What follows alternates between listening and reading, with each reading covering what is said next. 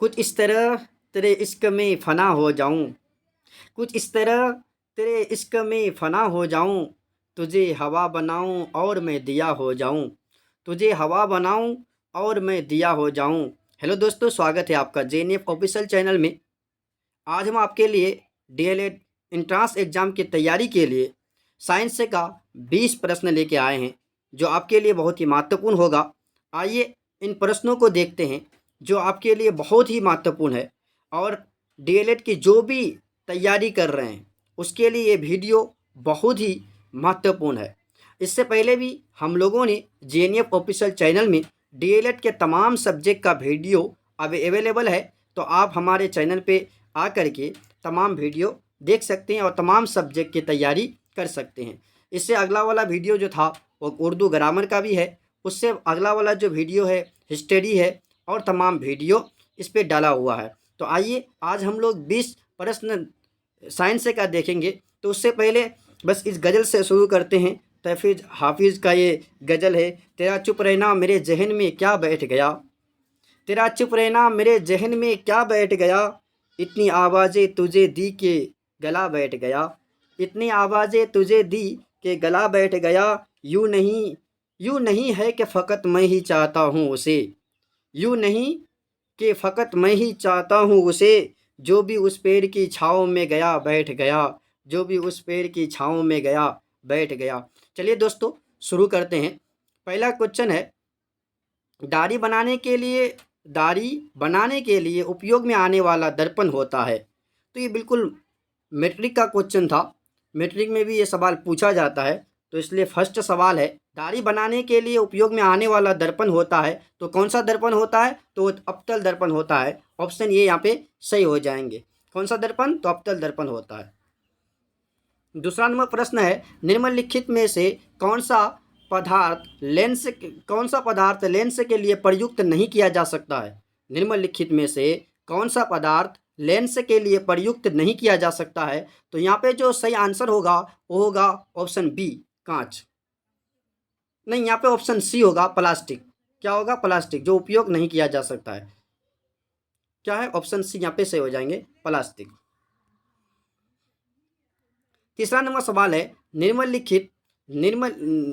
तीसरा नंबर सवाल है, निर्गत किरण तथा अभिलंब के बीच के कोण को कहते हैं। निर्गत किरण तथा अभिलंब के बीच के कोण को कहते हैं। तो बीच के कोण को क्या कहते हैं? तो परावर्तन कोण। परावर्तन कोण, ऑप्शन बी यहाँ पे सही हो जाएंगे, परावर्तन कोण कहते हैं। 4 नंबर सवाल है, किसी ठोस में बाहर की ओर उभरे दो गोलीय पृष्ठ हो तो इसे कहते हैं। किसी ठोस में बाहर की ओर उभरे दो गोलीय पृष्ठ हो तो इसे कहते हैं। तो इसे क्या कहते हैं? तो अवतल लेंस कहते हैं। ऑप्शन ये यहाँ पे सही हो जाएंगे, 4 नंबर का। 5 नंबर सवाल है, किसी बिंब का अवतल दर्पण द्वारा बना प्रतिबिंब आभासी, सीधा तथा बिंब बड़ा पाया गया, वस्तु की स्थिति कहाँ होनी चाहिए? किसी बिंब का अवतल दर्पण द्वारा बना प्रतिबिंब आभासी, सीधा तथा बिंब बड़ा पाया गया, वस्तु की स्थिति कहाँ होनी चाहिए? स्थिति कहाँ होनी चाहिए? तो मुख्य फोकस एवं प्रकाश केंद्र के बीच होनी चाहिए। ऑप्शन ये यहाँ पे सही हो जाएंगे। 6 नंबर सवाल है, सर्च लाइट परावर्तक सतह होता है। सर्च लाइट परावर्तक सतह होता है, तो किसका होता है? यहाँ पे जो सही आंसर होगा वो किसका होगा? तो उत्तल लेंस का होगा। ऑप्शन ये यहाँ पे सही है, उत्तल का। किसका होगा? उत्तल का। 7 नंबर सवाल है, निर्वात में प्रकाश की चाल होती है। निर्वात में प्रकाश की चाल होती है, तो निर्वात में प्रकाश की चाल जो होती है वो 3 गुना 108 सेंटीमीटर होता है। ऑप्शन बी यहाँ पे सही हो जाएंगे। 8 नंबर सवाल है, परावर्तन के नियम से निर्धारित होता है। परावर्तन के नियम से निर्धारित होता है। 8 नंबर सवाल है, परावर्तन के नियम से निर्धारित होता है, जिसका सही आंसर होगा आपतन कोण और विचलन कोण होता है। आपतन कोण बराबर विचलन कोण होता है। ऑप्शन सी यहाँ पे सही हो जाएंगे।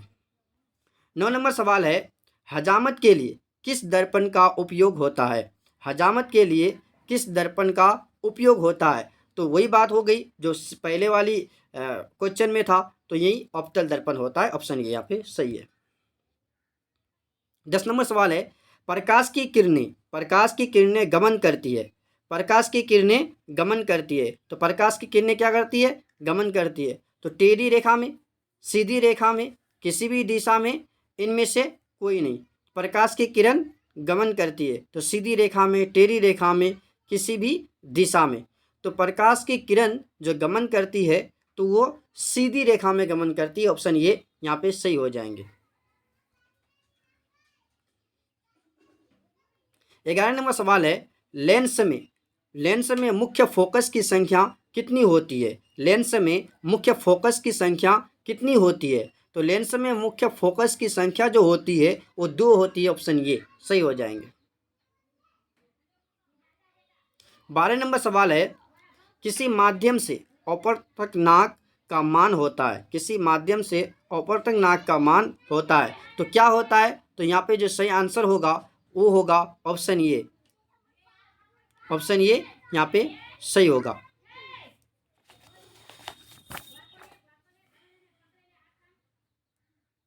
अब 13 नंबर सवाल है, प्रश्न के अपवर्तक नाक के कितने नियम है? प्रश्न के अपवर्तक नाक के कितने नियम है? तो यहाँ पे जो सही आंसर होगा वो बी होगा, 2 है।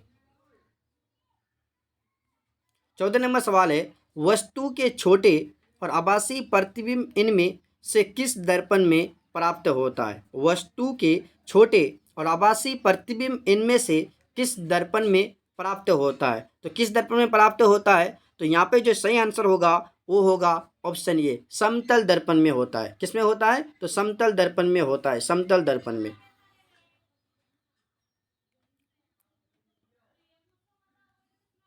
समतल दर्पण में। किस दर्पण में? तो समतल दर्पण में।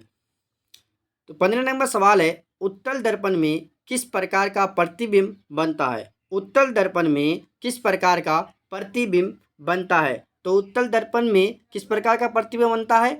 तो बी ऑप्शन सही होगा, आभासी प्रतिबिंब बनता है। कौन सा? आभासी प्रतिबिंब।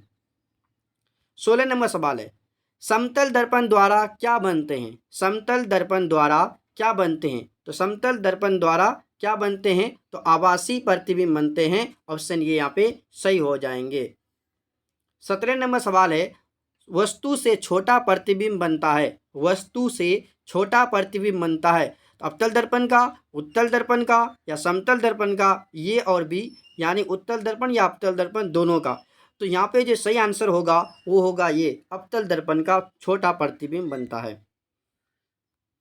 18 नंबर सवाल है, प्रकाश क्या है? आंखों को प्रभावित करने वाली ऊर्जा, कणों का प्रभाव, ताप कर्म बढ़ाने की ऊर्जा, इनमें से कोई? तो क्या सही आंसर होगा? इसका जो सही आंसर होगा वो बी ऑप्शन सही होगा, आंखों को प्रभावित करने वाली ऊर्जा। 19 नंबर प्रश्न है, जिस दर्पण में प्रतिबिंब सीधा और आकार में वस्तु के बराबर हो तो वो दर्पण है। वो दर्पण कौन सा दर्पण कहलाता है? अवतल दर्पण कहलाता है, उत्तल दर्पण कहलाता है, समतल दर्पण कहलाता है या बेलनाकार दर्पण कहलाता है? तो इस दर्पण को जो कहा जाता है उत्तल दर्पण कहते हैं। कौन सा दर्पण कहते हैं? उत्तल दर्पण। ऑप्शन बी यहाँ पे सही हो जाएंगे। अब लास्ट सवाल है 20 नंबर, ये गोलीय दर्पण की वक्रता त्रिज्या 40 सेंटीमीटर है तो उसकी फोकस दूरी होगी। एक गोलीय दर्पण की वक्रता त्रिज्या 40 सेंटीमीटर है तो इसकी फोकस दूरी होगी। तो इसकी फोकस दूरी जो होगी वो 40 सेंटीमीटर होगा। ऑप्शन ये यहाँ पे सही हो जाएगा। ये थे 20 महत्वपूर्ण प्रश्न। ये आई होप कि आपको समझ में आया होगा। और ये जो 20 महत्वपूर्ण ऑब्जेक्टिव है और ये डीएलएड एंट्रेंस एग्जाम के लिए बहुत ही महत्वपूर्ण रहेगा। बस आप हमारे चैनल को सब्सक्राइब करें, लाइक करें, शेयर करें, अपने दोस्तों तक पहुंचाएं। यहाँ पे मैथ, साइंस ऑल सब्जेक्ट पढ़ाया जाता है इस चैनल में। तो आप आके अपने किसी भी सब्जेक्ट या किसी भी एग्ज़ाम की तैयारी कर सकते हैं। Thanks for watching.